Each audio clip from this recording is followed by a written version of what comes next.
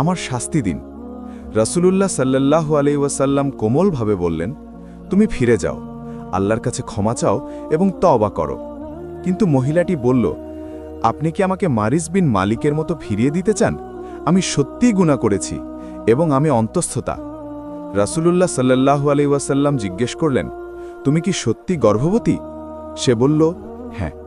তখন রাসূলুল্লাহ সাল্লাল্লাহু আলাইহি ওয়াসাল্লাম বললেন, তাহলে যাও, তোমার সন্তান জন্ম না দেওয়ার পর্যন্ত অপেক্ষা করো। আনসার গোত্রের একজন সাহাবী মহিলাটিকে নিজের তত্ত্বাবধানে নিলেন। কিছু মাস পর সে একটি সুন্দর শিশুর জন্ম দিল। ওই সাহাবী নবীজির কাছে এসে খবর দিলেন, হে আল্লাহর রাসূল, সে সন্তান জন্ম দিয়েছে।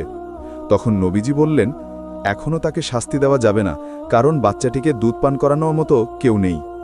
তিনি মহিলাটিকে বললেন, তুমি ফিরে যাও, বাচ্চাকে দুধ খাওয়াও এবং যখন সে দুধ ছাড়বে তখন আমার কাছে এসো।